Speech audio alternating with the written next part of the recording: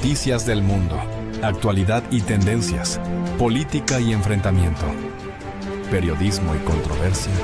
Bienvenido a tu canal Mundo al Día. Mucha atención. A esta hora confirmamos que la Asamblea Nacional de Venezuela ha aprobado por unanimidad la ley de amnistía para la convivencia democrática. Esto lo ha hecho la Asamblea ilegítima y fraudulenta de la dictadura que está al mando en este momento de Delcy Rodríguez. Esto ocurrió hace apenas pocos minutos, este jueves 19 de febrero en la sede del Parlamento de Caracas. Ustedes lo están viendo en pantalla, que está bajo la presidencia en este momento de Jorge Rodríguez. La sesión, que se reanudó esta tarde tras aplazamientos previos, culminó con esa sanción definitiva de este proyecto en segunda discusión. La norma había sido impulsada por la encargada de la dictadura, Delcy Rodríguez. Esta ley busca otorgar una amnistía general y plena por delitos políticos o conexos cometidos entre el 1 de enero de 1999 y el 30 de enero del año 2026. Se espera que en las próximas horas Delcy Rodríguez firme el documento para su promulgación y se publique en la Gaceta Oficial, lo cual activaría de manera inmediata, si se cumple, las liberaciones inmediatas de todos los presos políticos. Y tras ser aprobada una amnistía incompleta en Venezuela, familiares de presos políticos siguen en vigilia en las afueras de los centros de torturas esperando las liberaciones. Mientras tanto, defensores de derechos humanos señalan las carencias que tiene esta ley de amnistía. NTN 24, en el lugar de la noticia, Oliver Fernández con reacciones, sentimientos y exigencias de los familiares de los presos políticos. Te doy la palabra, Oliver, te escuchamos. Buen viernes. Para que vengan a llenarlo, para ir metiéndolo en todos los tribunales. Un buen día para ti, Ruth. Andrés, como siempre, un gusto saludarles desde la capital venezolana. Y bueno, nos encontramos precisamente en la sede del Foro Penal, donde ya se ha hecho como un primer estudio de esta ley que fue publicada. Y este primer estudio pues ha arrojado que 15 años de los 28 años de la llamada Revolución Bolivariana han estado excluidos en esta ley de amnistía. Acá también se encuentra gran cantidad de los familiares que no abarca esta ley. Eso tiene que ver también con los militares, los policías metropolitanos. Por ejemplo, también hay casos que fueron acusados de corrupción, pero que fueron decisiones políticas. Hay casos, por ejemplo, también del caso de rebelión, tampoco está incluido, y esto excluye a más de 400 personas aproximadamente. Vamos a hablar con Alfredo Romero, director del Foro Penal, quien nos va a explicar cuáles son las carencias o cuáles son los cuestionamientos que puede tener esta ley, y también si tiene las cosas positivas, porque también nos hablaron de algunas cosas positivas dentro de esta ley. Sí, bueno, primero quiero aprovechar de hablar de lo positivo. O sea, yo creo que esta ley de cualquier manera es un logro de los familiares, logro de las víctimas, de las organizaciones de derechos humanos, de la sociedad civil, porque si no fuera por esa lucha no se hubiese logrado. A pesar de que excluye una cantidad importante de personas, incluye también una serie importante de personas, incluso personas que se encuentran fuera del país y que en virtud de esta ley podrían solicitar que se eliminen las medidas restrictivas a su libertad y ser incorporados. Ahora bien, la ley es exclusiva en el sentido de que excluye personas concretamente, cosa que nosotros intentamos con las diferentes propuestas que no ocurriese, y entre otras grupo de personas que excluye, que están aquí muchos de los familiares, son los militares. ¿Cómo los excluye? Porque la ley, por ejemplo, y ahí yo los invito a todos a revisar, a los que estén interesados en su artículo 8 y 9, tiene unos mecanismos de exclusión. Son 13 hechos específicos en diferentes años. Los que están allí son los que están incluidos, los hechos que no están ahí no están incluidos. Y hay muchos hechos que no están allí y que entre ellos son, por ejemplo, operaciones militares dentro del contexto político que no están incluidos allá. Y después excluye también personas que arbitrariamente se le han imputado delitos que no han cometido, pero por ser un delito como homicidio o como corrupción, están excluidos de la ley a pesar de que arbitrariamente ha sido Decisiones políticas. Sí. Por el otro lado, un tema que sí es importante y aquí quiero ser claro, la ley es un instrumento muy pequeño dentro del problema muy grande. La esencia del problema, ¿cuál es? Que el sistema represivo en Venezuela no ha sido desmantelado y se mantiene.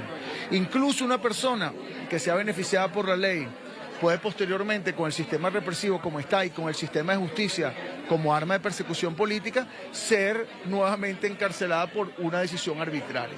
Entonces nuestro trabajo comienza Este es un pequeño avance, pero el trabajo comienza con el objetivo de ¿qué? De que se liberen a todos los presos políticos, porque la ley no puede condicionar a la liberación de todos los presos políticos, por un lado, y por el otro lado, la reconstrucción o renovación del sistema de justicia y el desmantelamiento del sistema. Rápidamente, ¿qué pueden hacer estas personas que no están incluidas dentro de la ley? ¿Qué instrumentos? Todos lo vamos igual a solicitar su liberación. Hay que continuar reclamando la liberación de todos los presos políticos, porque la liberación de los presos políticos no requiere de una amnistía, y la propia presidenta encargada, Delcy Rodríguez, así lo indicó. Y debemos seguir insistiendo y lo vamos a seguir, digamos, apoyando a los familiares en ese sentido. Bien, importante entonces el análisis de Alfredo Romero, director del Foro Penal. Ahora rápidamente vamos a conversar con Sandra Hernández. Ella es esposa de Luis Vandre, uno de los militares que está detenido, está preso. Coméntanos, ¿cuál es tu primera impresión de esta ley y qué van a hacer ustedes que quedaron excluidos prácticamente? Bueno, la primera impresión de todos los familiares fue decepción, porque nos sentimos burlados de acuerdo a la decisión que se tomó en la Asamblea Nacional. En el 10º del artículo 8 lo dice explícitamente que los hechos violentos entre enero del 2019 y abril serán amnistiados menos los que tengan el delito de rebelión, lo que significa que nuestros familiares han sido excluidos de manera tajante, lo que a nosotros nos indigna, porque no hay un delito más político dentro de este país que la rebelión. ¿A quién se le rebelaron los militares? Es mi pregunta. Son presos políticos, aunque ellos no los quieran reconocer. Nosotros exigimos la libertad inmediata de nuestros presos políticos, porque nos están negando el derecho a la verdad, a la justicia y a la reparación, que tampoco se menciona en esta ley, que es un fraude y es realizada para coaccionar, bajo coerción, donde te dice que te escarcelo pero te puedo volver a encarcelar. Es un instrumento para la dominación de los venezolanos. Bien, gracias a Sandra Hernández. Ahora vamos a tratar de conversar con otra de las familiares de los presos políticos. Tu nombre, tu apellido y cómo percibes esta ley. ¿Qué vas a hacer de ahora en adelante? Bueno, mi nombre es Milagros Astudillo, esposa del sargento primero Luis Milanés, del caso Cotiza. Para nosotros fue, como lo dice la compañera Sandra, algo de muy decepcionante, porque realmente se hablaba de que hablaban de un perdón, de una reconciliación para poder llevar un país fructífero. Pero nos damos cuenta que todo ha sido una farsa, una mentira, porque prácticamente están excluyendo a los militares. Pensar distinto no es un delito, y nuestros militares son seres humanos que necesitan ser liberados. ¿Qué vas a hacer? O sea, ustedes tienen visita, han podido visitarlos, ¿qué le vas a decir a tu familia? Nada, seguiremos en la lucha, porque realmente esto es una lucha tanto de familiares como de ellos, y seguir manteniéndonos de pie. No podemos aflojar ni un momento, ni un segundo, hacer lo que se tenga que hacer, ir hasta donde tengamos que ir. A la comunidad internacional, a las personas que nos pudieran ver, o que pueden ver todo lo que está sucediendo en Venezuela, ¿qué les dices?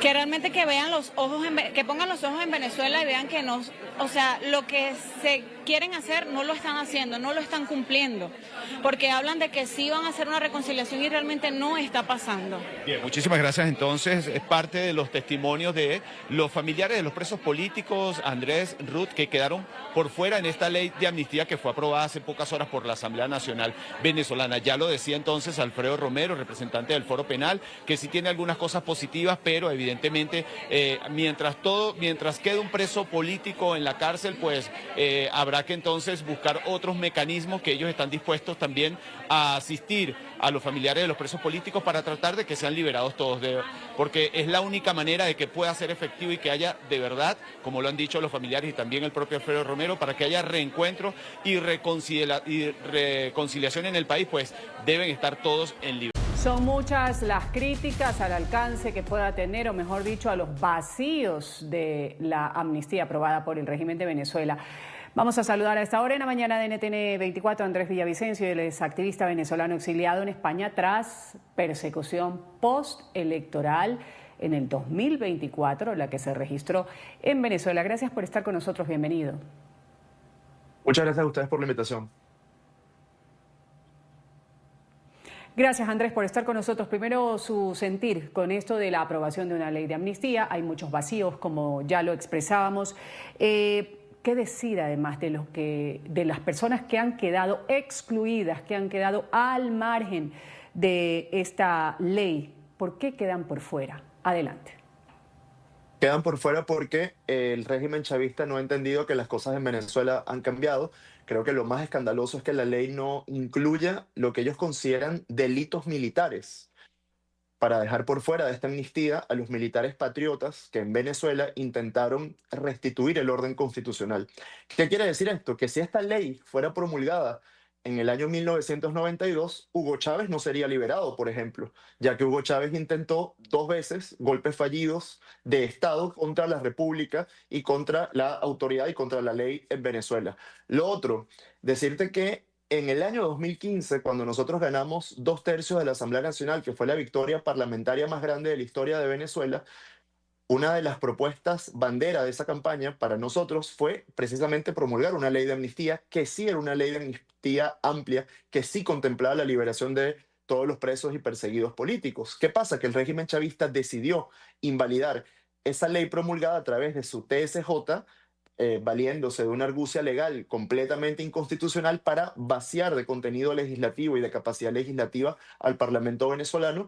Y ahora es la realidad la que se impone y es la justicia la que comienza a abrirse paso en Venezuela. Lamentablemente no lo suficiente, pero es un primer paso para la libertad. Otra cosa, yo como exiliado soy uno de los excluidos, al menos mi caso como testigo electoral, de quienes pudieran tramitarse una amnistía y poder regresar. Fíjate que lo que están exigiendo a los exiliados es que regresen al país luego de que su representante legal los represente y acuda a los tribunales a ver su caso, y que al regresar al país se ponga derecho a ver si la comisión especial de la Asamblea Nacional Chavista decide que ese caso entra o no entra dentro del perdón. Es decir, que en mi caso yo tengo que regresar a ponerme a derecho por haber defendido unas actas, y Elvis Amoroso, que se robó las elecciones y que tiene 570 días sin publicar el resultado desglosado, la ley no va a ocuparse de él. Yo tengo que pedir perdón y Elvis Amoroso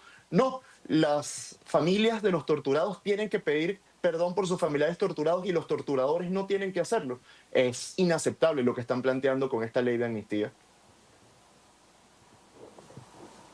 Ahora, Andrés, un poco ya lo mencionabas, pero decía Delcy Rodríguez anoche que una comisión de verificación, de seguimiento, de aplicación de la amnistía, encabezada por Diosdado Cabello, que es uno de los principales represores, revisará los casos de quienes no están incluidos en esa amnistía. ¿Cómo ves eso de que Diosdado Cabello sea el que lo vaya a revisar? Y en segundo lugar, personas como tú, pero no solo como tú, personas como otros dirigentes, empresarios que dentro o fuera de Venezuela tienen causas abiertas, aunque nunca hayan estado en la cárcel ni estén en la cárcel, pero tienen causas judiciales abiertas y no tienen todavía claridad de cómo es que van a poder cerrar esas injustificadas causas que están abiertas. ¿Cómo lo ves?